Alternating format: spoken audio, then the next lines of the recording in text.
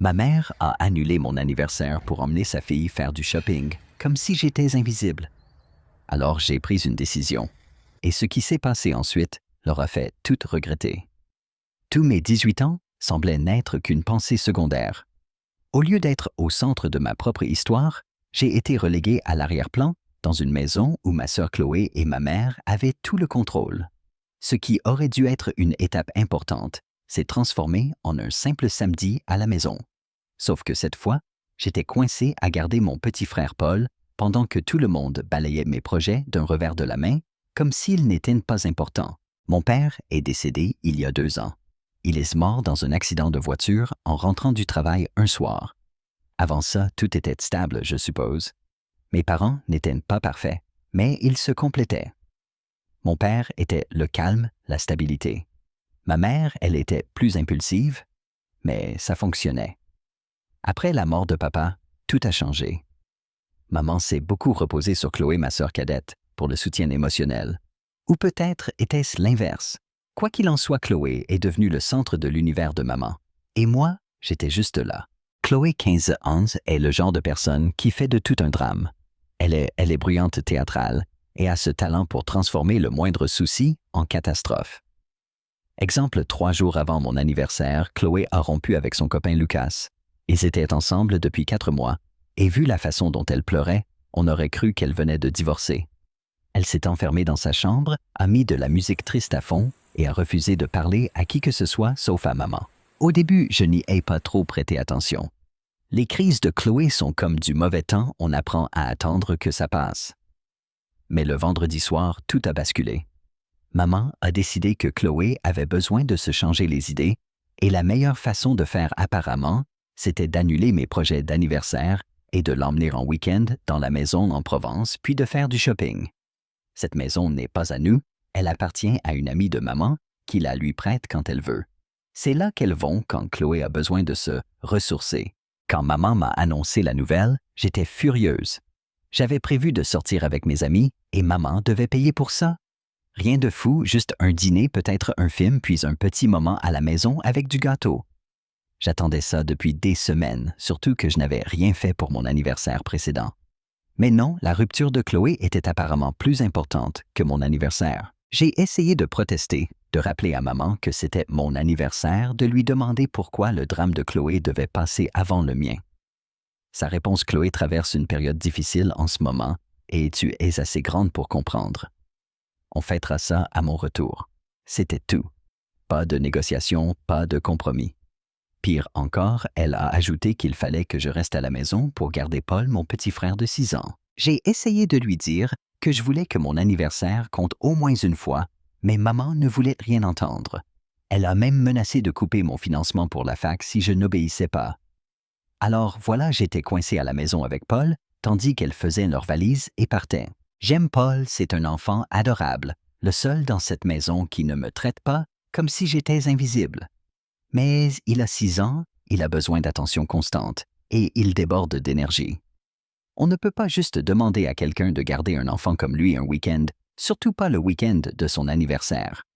Le samedi matin, j'étais un mélange de colère, de déception et de résignation. Maman et Chloé sont partis tôt, maman me lançant un rapide « Assure-toi que Paul mange bien à midi » en passant la porte.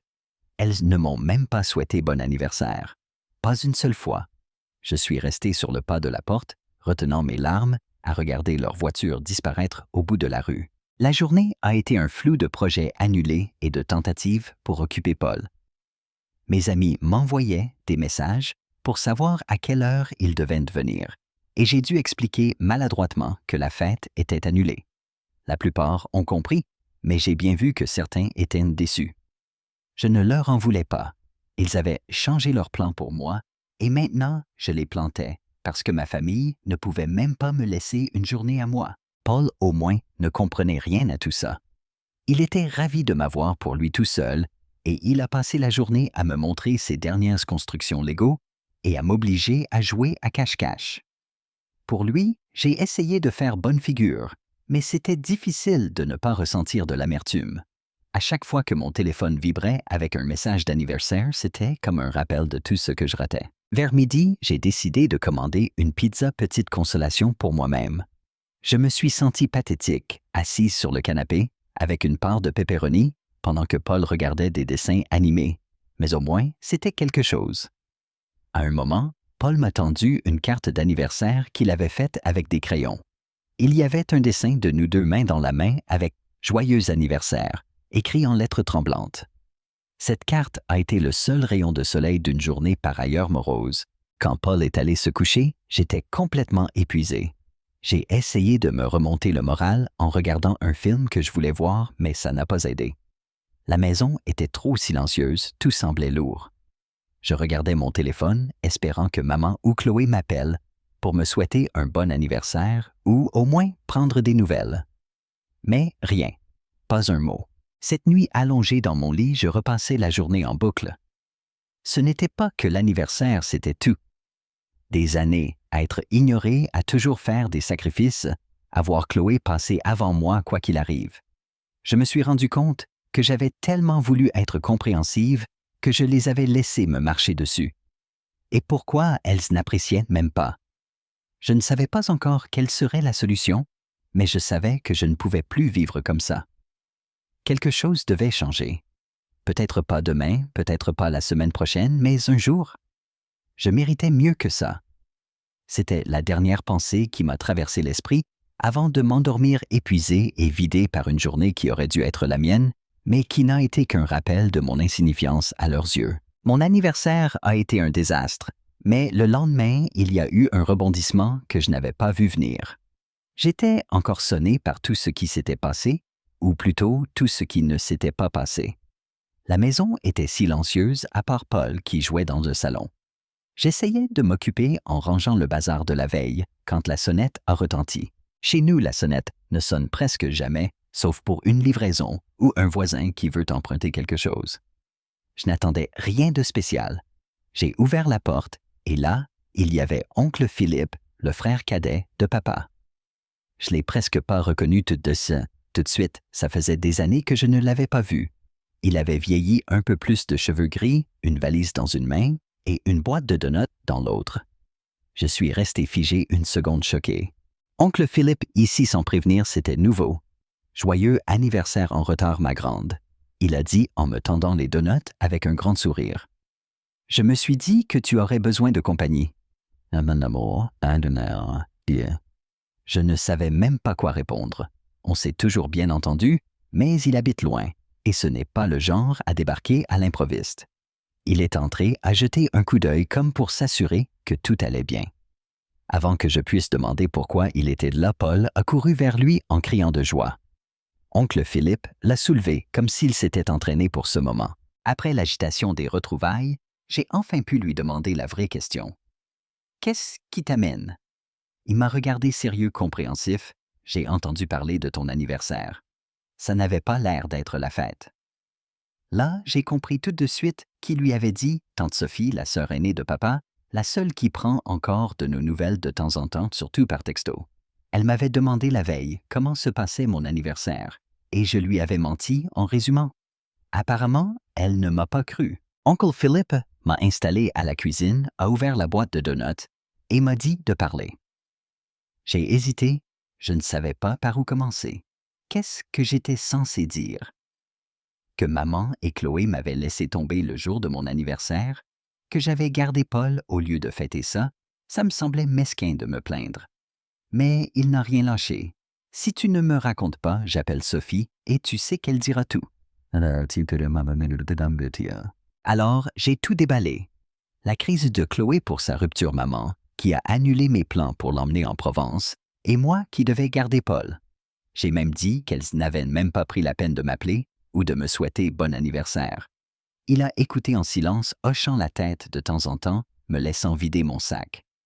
À la fin, j'étais surprise d'avoir autant parlé. Je crois que je gardais tout ça en moi depuis longtemps. Eh bien, c'est vraiment n'importe quoi, il a fini par dire en s'adossant à sa chaise. Désolé pour le mot, mais franchement. Ça m'a fait rire un peu. Oncle Philippe a toujours été direct, et c'était rafraîchissant. Il n'a pas essayé de trouver des excuses à maman ou à Chloé. Il a juste appelé un chat un chat. Et maintenant, c'est quoi le plan? Il a demandé. Le plan? J'ai répété perdu. Oui, tu ne peux pas continuer à te laisser traiter comme ça. Alors, quelle est la suite? Je n'avais pas de réponse. J'ai passé tellement de temps à survivre dans cette famille que l'idée même d'avoir un plan ne m'avait jamais traversé l'esprit. Il a vu mon hésitation, s'est penché et a dit « Fais ta valise, tu viens avec moi. » D'abord, j'ai cru qu'il plaisantait.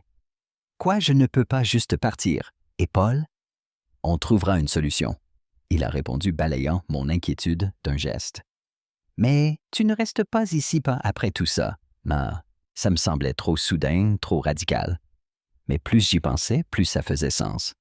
Qu'est-ce qui me retenait ici vraiment? Maman et Chloé ne se souciaient pas de moi comme elles le devraient. Paul, même si je l'adorais, n'était pas ma responsabilité.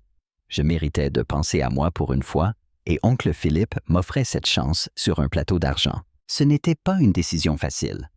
Et si maman se mettait en colère ou essayait de m'en empêcher, et si elle coupait vraiment mon financement pour la fac, oncle Philippe a haussé les épaules. « T'inquiète pas, je suis là. Qu'elle essaye, je serais curieux de voir comment elle l'expliquerait au reste de la famille. » Ça m'a fait sourire. Il a ce don de couper court au superflu et d'aller à l'essentiel. Il se fiche du drame ou de l'apparence. Il veut juste mon bien. Je lui ai dit que j'avais besoin d'un peu de temps pour réfléchir. Il n'a pas insisté. Il est resté toute la journée avec Paul et moi, comme si c'était la chose la plus naturelle du monde. En fin de journée, j'avais pris ma décision. J'ai fait un petit sac avec l'essentiel vêtements, ordinateur, quelques affaires personnelles. Quand maman et Chloé sont rentrées tard le soir, elles sont tombées des nues en voyant oncle Philippe.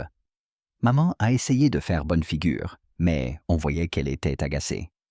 Chloé l'a à peine saluée, encore plongée dans sa crise post-rupture. Oncle Philippe n'a pas perdu de temps. Il a fait asseoir maman et lui a tout expliqué ce que je ressentais, comment elle me traitait, pourquoi je méritais mieux. Je n'ai pas assisté à toute la conversation. Il m'a dit d'attendre dans le salon avec Paul, mais j'ai entendu des bribes à travers les murs. La voix de maman est d'abord montée dans les aigus, puis s'est vite faite plus douce. Quand oncle Philippe est ressorti, elle n'a rien dit pour m'empêcher de partir. « Prête? » il a demandé en prenant mon sac. J'ai acquiescé et juste comme ça, on est sorti. En partant, je me sentais submergé par un mélange d'émotions, soulagement, tristesse, culpabilité, espoir. Mais par-dessus tout, je me sentais libre. Pour la première fois depuis longtemps, j'avais l'impression de reprendre le contrôle de ma vie. Tout ça grâce à oncle Philippe, qui est venu quand j'en avais le plus besoin. Aménager chez lui, c'était comme entrer dans un autre monde. Ce n'était pas un conte de fées où tout s'arrange d'un coup. Sa maison n'a rien d'extraordinaire, juste un petit 2 pièces dans un quartier tranquille. Mais ça ressemblait plus à un foyer que ma propre maison. La première chose qu'il a faite en arrivant, c'est de me donner une clé. Ici, c'est chez toi maintenant. Mets-toi à l'aise. Ça m'a touché plus que je ne l'aurais cru. Personne ne m'avait jamais dit ça, du moins pas aussi sincèrement. Les premiers jours, je jonglais entre gêne et soulagement. Oncle Philippe a une routine simple. Il travaille en semaine au garage Philippe, qu'il possède avec un ami. Le soir, il se détend devant la télé ou bricole sur de vieilles voitures dans le garage. Il n'est pas du genre à m'étouffer de questions et j'ai apprécié. Il m'a laissé de l'espace pour m'installer et trouver mes marques. Ce qui m'a frappé, c'est le calme. Chez maman, c'était toujours le chaos. Chloé qui criait, maman qui courait pour la satisfaire, Paul qui réclamait de l'attention chaque minute. Ici, le bruit le plus fort, c'était l'horloge dans la cuisine. Bizarre au début, mais reposant. Oncle Philippe rendait les petites choses spéciales. Le lendemain de mon arrivée, il m'a emmené faire les courses et m'a dit de prendre tout ce que je voulais. Quand j'ai hésité, il a haussé les épaules. « Tu n'es pas une invitée, fais le plein. » Ce geste tout simple avait beaucoup de poids pour moi. Chez maman, elle était toujours avare pour moi, alors que Chloé avait toujours tout ce qu'elle voulait. Ne plus avoir à me battre pour des miettes, c'était un vrai soulagement. Le plus gros changement, c'était l'école. J'étais en terminale, donc changer d'établissement si tard, ce n'était pas l'idéal. Mais oncle Philippe a insisté, ça valait le coup. Il m'a même accompagné au lycée Jean Moulin pour tout régler. Le voir discuter avec l'administration, c'était révélateur. Il était ferme, mais polyvalent, à ce que j'ai tout le soutien nécessaire sans jamais être agressif. J'ai réalisé à quel point ce genre de soutien m'avait manqué. Mon premier jour au nouveau lycée a été angoissante. Je ne connaissais personne, j'avais l'impression d'avoir une étiquette géante « nouvelle » sur le front. Mais l'ambiance était détendue, et à la fin de la semaine, je m'étais fait quelques amis. Pas encore très proches, mais assez pour ne pas me sentir seul. Oncle Philippe prenait toujours de mes nouvelles, mais jamais de façon envahissante. Il demandait comment ça se passait, si j'avais besoin de quelque chose, sans jamais me presser. Un soir, je l'ai trouvé dans le garage, penché sur une vieille moto, qui semblait ne pas avoir roulé depuis des décennies. « Journée difficile ?» a-t-il demandé sans lever les yeux. « Pas difficile, juste beaucoup de choses », j'ai soufflé. Il a hoché la tête, concentré sur la moto. « Oui, s'installer dans un nouvel endroit, c'est jamais facile. Mais tu y arriveras. Tu es plus forte que tu ne le crois. » Maman, cette phrase m'est restée.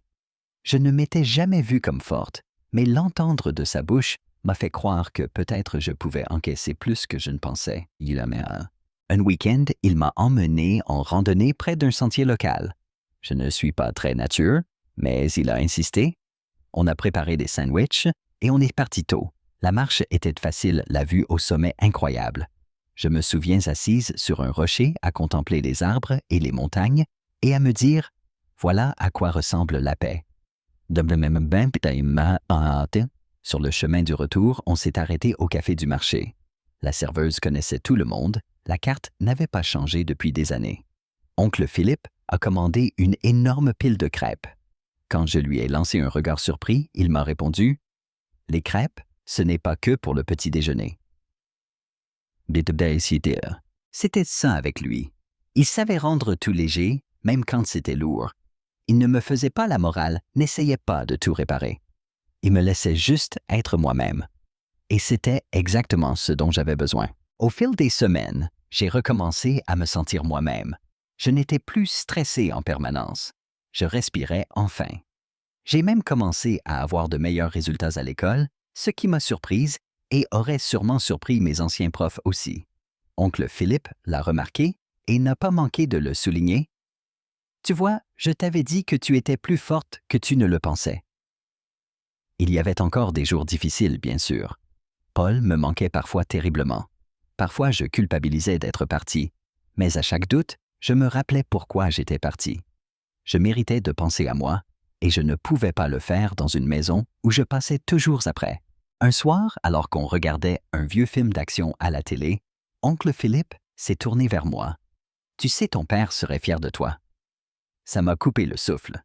Je ne parlais pas souvent de papa parce que ça faisait trop mal et je ne voulais pas qu'on pense que je cherchais la pitié. Mais l'entendre dire ça, ça comptait plus que tout. « Merci », j'ai murmuré la gorge serrée. « Ne me remercie pas », a-t-il répondu. « C'est toi qui fais le travail. Moi, je suis juste là pour te donner l'espace. » Et c'est exactement ce qu'il a fait. Un mardi soir, j'étais à la table de la cuisine, en train de finir mes devoirs quand mon téléphone a vibré. Sujet du mail. Je te dois des excuses. Je n'ai même pas eu besoin de regarder l'expéditeur. Maman.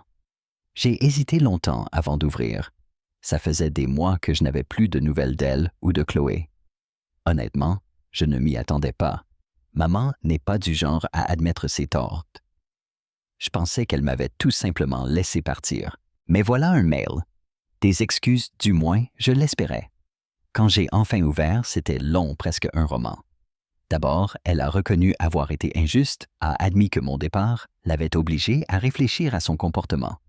Elle a écrit qu'elle se sentait coupable depuis qu'oncle Philippe était venu, qu'elle s'était trop concentrée sur Chloé, qu'elle m'avait trop vite mise de côté et qu'elle n'avait pas vu à quel point ça me faisait du mal. Au début, ça sonnait bien presque trop beau pour être vrai. Mais en lisant, le ton a changé. Elle a commencé à parler de sa propre douleur depuis la mort de papa, de la difficulté à élever 3 enfants seuls, de son besoin de s'appuyer sur Chloé parce qu'elle la comprenait mieux.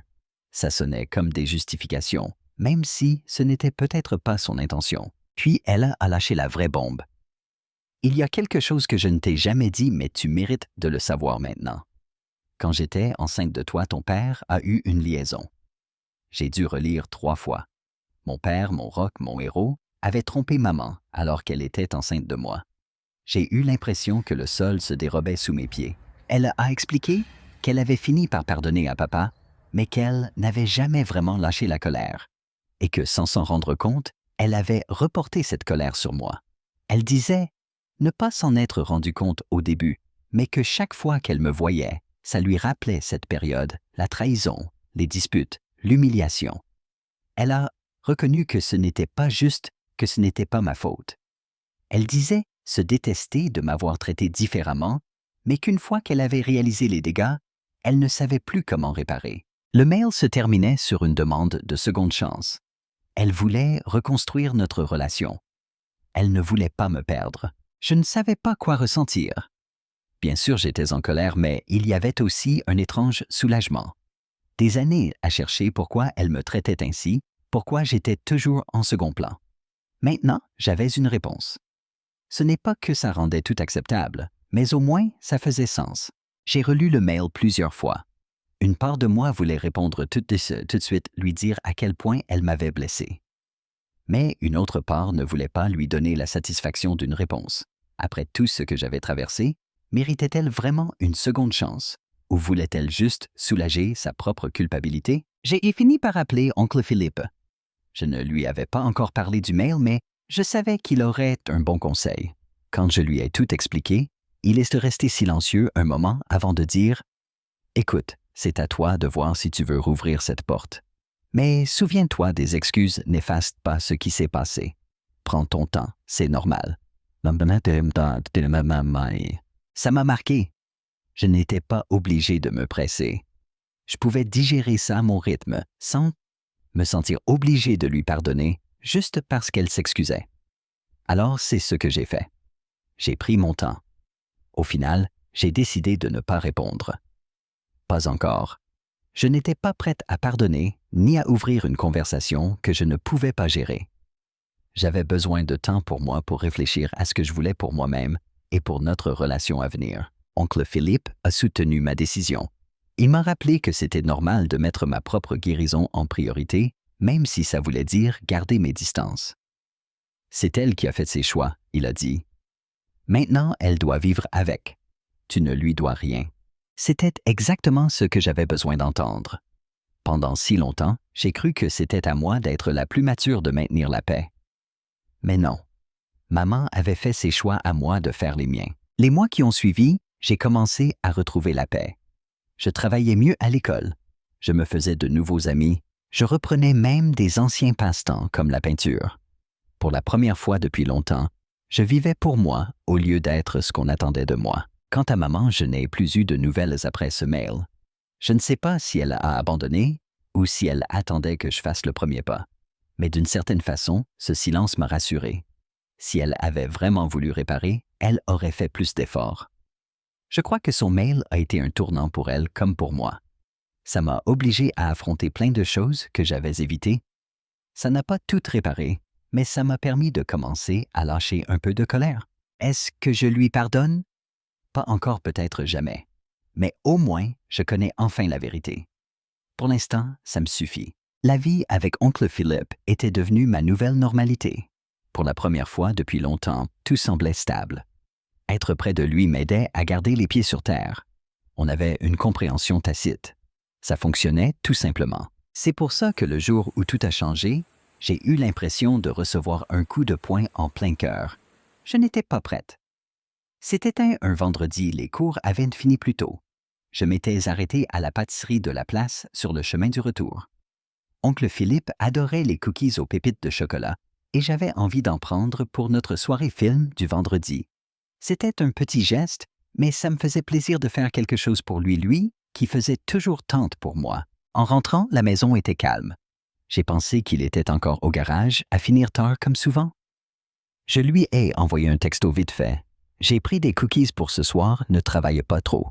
Puis je me suis affalé sur le canapé devant de la télé. Les heures ont passé. J'ai commencé à m'inquiéter de ne pas avoir de réponse. Ce n'était pas son genre. À 20 heures, je sentais une boule au ventre. J'ai essayé d'appeler, mais ça basculait directement sur messagerie. Là, j'ai vraiment eu peur. Il gardait toujours son téléphone chargé au cas où.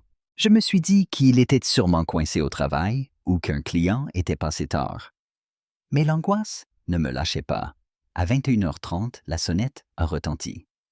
Une seconde, j'ai cru que c'était lui qui avait oublié ses clés ou qu'il portait quelque chose de trop lourd. Mais en ouvrant, mon cœur a coulé. 2 policiers étaient là, l'air grave. « Vous êtes de la famille de Philippe ?» a demandé l'un. « C'est mon oncle » ai-je balbutié. « Je suis désolé de vous apprendre qu'il est décédé plus tôt dans la journée. Il a eu une urgence médicale au travail, une crise cardiaque. » Les secours sont arrivés, mais malheureusement, ils n'ont pas pu le sauver. Je n'ai pas entendu grand-chose après ça. Les mots « il n'a pas survécu » tournaient en boucle dans ma tête. J'ai hoché la tête quand ils m'ont tendu des papiers, ont présenté leurs condoléances. Quand ils sont partis, j'ai refermé la porte et je suis resté là dans le silence, à essayer de comprendre ce qui venait d'arriver. Oncle Philippe était parti. L'homme qui m'avait donné un foyer, mon refuge, quand je n'avais nulle part où aller, n'était plus là. Les jours suivants étaient un brouillard. Il fallait passer des coups de fil, organiser des choses, et je me sentais complètement dépassé. Je ne savais même pas par où commencer. Oncle Philippe n'avait ni enfant ni conjoint, donc tout reposait sur moi. Je ne me sentais pas prête, mais heureusement, son meilleur ami et associé Pierre m'a aidé. Pierre est quelqu'un de solide, sans chichi, mais avec un grand cœur. Il a veillé à ce que je ne sois pas seul. On a passé des heures à l'agence funéraire à choisir les fleurs, la date de la cérémonie. Chaque décision me semblait énorme, parce que je voulais que tout soit digne de lui. Les funérailles étaient petites, mais pleines de sens. Des gens de partout dans la vie d'oncle Philippe sont venus, amis, voisins, collègues. Ils ont raconté des histoires sur lui, comment il avait aidé de grandes ou de petites manières. Réparer une chaudière en plein hiver, aider une maman solo avec sa voiture sans rien demander en retour. C'était le genre d'homme qui parlait peu, mais agissait. Maman et Chloé sont venues, même si je ne sais pas trop pourquoi. Elles n'avaient pas l'air très émues. Leur présence semblait plus une obligation qu'un réel chagrin. Maman m'a fait un câlin raide après la cérémonie. « Si tu as besoin de quoi que ce soit, dis-le-moi. » Mais ça sonnait creux. Chloé m'a à peine adressé la parole, ce qui m'allait très bien. Elles ne sont pas restées longtemps et leur départ m'a soulagé. Quelques semaines plus tard, j'ai reçu un appel de l'avocat. Oncle Philippe m'avait tout légué, la maison, ses économies, même sa part du garage. J'étais stupéfaite. Je savais qu'il tenait à moi, mais là, ce n'était pas seulement un foyer, c'était un avenir qu'il m'offrait. J'avais 18 ans, je ne savais même pas encore ce que je voulais faire de ma vie. Et d'un coup, j'étais responsable d'un héritage. Pierre m'a proposé de racheter la part du garage, ce qui m'a soulagé. J'avais confiance en lui. La vente m'a donné une sécurité financière à laquelle je n'aurais jamais rêvé. Garder la maison a été une évidence. Ce n'était pas qu'un toit, c'était un morceau d'oncle Philippe. Je n'aurais pas pu la vendre, du moins pas tout de suite. Au début, vivre seul m'a paru étrange. Mais peu à peu, j'ai eu l'impression qu'il était encore là. Dans les outils du garage, la vieille veste en cuir dans l'armoire, le craquement du parquet aux mêmes endroits. Il n'était peut-être plus là, mais tout ce qu'il avait fait pour moi, chaque mot gentil, chaque moment de soutien discret, restait. Il avait cru en moi quand personne d'autre ne l'a fait. Maintenant, c'était à moi de perpétuer ça. Ça faisait quelques mois depuis les funérailles. La vie commençait à peine à retrouver une certaine stabilité. Puis, sans prévenir, maman m'a appelé. J'ai fixé l'écran longtemps avant de décrocher. On n'avait presque pas parlé depuis les obsèques. Pour être honnête, je ne m'y attendais pas. Notre relation n'était pas chaleureuse, et après des années à me sentir invisible, je n'avais plus la force d'essayer de réparer. J'ai décroché, essayant de paraître neutre. « Allô? »« Coucou, ma chérie, » a-t-elle dit d'une voix trop douce. « Comment tu vas? » Question bizarre venant d'elle. Est-ce qu'elle voulait vraiment savoir ou juste faire la conversation? Je lui ai dit que ça allait, et j'ai demandé pourquoi elle appelait. Elle a hésité, puis s'est lancée dans un discours visiblement préparé. « Tu sais, en ce moment, c'est un peu compliqué à la maison. Chloé a du mal à l'école. Paul grandit vite, il a tout le temps besoin de nouveaux vêtements. Et tu sais comme la vie est chère. » Je n'ai rien répondu tout de suite. Je sentais où ça allait. Peut-être qu'elle voulait juste parler, mais non. Elle a fini par lâcher. Je me demandais, Si tu pouvais nous aider un peu. Je sais que Philippe t'a tout laissé, et je suis contente qu'il ait veillé sur toi, mais on aurait vraiment besoin d'un petit coup de main en ce moment. Voilà, c'était ça. Elle n'appelait pas pour prendre de mes nouvelles, ni pour recoller les morceaux. Elle appelait pour de l'argent. Je ne pense pas pouvoir faire ça, ai-je répondu, tentant de rester calme. Oncle Philippe m'a laissé cet argent pour que je construise mon avenir, pas pour régler les problèmes de tout le monde. Son ton a changé tout de suite. Je ne te demande pas grand-chose, a-t-elle dit la voix tendue. Juste un peu pour qu'on tienne le coup. Tu ne sais pas comme c'est dur de tout gérer seul. J'avais envie de rire. Toute seule. Depuis la mort de papa, elle n'a jamais vraiment été seule. Chloé a toujours été là, et elle a toujours mis ses besoins à elle, avant tout le reste. Quant à Paul, c'était moi qui m'en occupais la plupart du temps avant de partir. S'il y a bien une personne qui a dû se débrouiller seule, c'est moi. Je comprends que ce soit difficile, ai-je répondu, mais ce n'est pas à moi de tout réparer. J'ai travaillé dur pour en arriver là, et oncle Philippe voulait que j'aie une chance. Je ne vais pas abandonner ça. Elle ne l'a pas bien pris. Tu es égoïste, a-t-elle lancé. La famille doit s'entraider. Je n'arrive pas à croire que tu nous tournes le dos comme ça. Ça m'a touché. Égoïste. J'ai passé ma vie à être invisible, à faire la nounou, la fille sage, celle qui comptait moins que Chloé. Et maintenant que j'ai enfin quelque chose à moi, elle veut me le prendre aussi? Non, c'est fini. Il y a eu un long silence. Je l'entendais respirer sûrement, en train de chercher une réponse. Finalement, elle a soupiré. « Je suis désolé que tu le prennes comme ça. Je pensais juste que tu voudrais aider ta famille. » Et la conversation s'est terminée là. Elle n'a même pas essayé de comprendre mon point de vue. Comme toujours, il ne s'agissait que de ce qu'elle voulait. J'ai raccroché vidé, mais aussi un peu fier. Pour une fois, je ne m'étais pas écrasé. J'avais tenu tête, et ça faisait du bien. Quelques jours plus tard, elle m'a envoyé un texto pour s'excuser de sa façon de me parler, mais elle redemandait si je pouvais reconsidérer. Je n'ai pas répondu. Il n'y avait rien à ajouter. Si elle ne pouvait pas comprendre pourquoi c'était important pour moi, aucune explication n'y changerait rien. Après ça, j'ai décidé de couper les ponts un moment. J'ai bloqué son numéro, arrêté de regarder si elle écrivait. Ce n'était pas facile, mais c'était nécessaire. Je ne pouvais plus la laisser me culpabiliser pour des choses qui n'étaient pas justes pour moi. Oncle Philippe avait cru en moi assez pour me confier son héritage. Je n'allais pas laisser maman ni personne m'en priver. Tout ça m'a fait beaucoup réfléchir à ce que veut dire « familial ». Longtemps, j'ai cru que c'était juste une question d'obligation, qu'il fallait toujours rester soudés, s'entraider quoi qu'il arrive. Mais oncle Philippe m'a montré un autre genre de famille. Il a choisi de me soutenir, non pas parce qu'il y était obligé, mais parce qu'il le voulait. C'est ce genre de famille que je veux dans ma vie. Des gens qui choisissent d'être là les uns pour les autres, par envie, pas par culpabilité ou devoir. En regardant en arrière, je crois que cet appel a été la goutte d'eau, le moment où j'ai compris que je ne pouvais plus espérer que maman change. Elle a fait ses choix, à moi de faire les miens. Ça fait mal, mais c'est aussi une libération. Pour la première fois, je reprends enfin le contrôle de ma vie.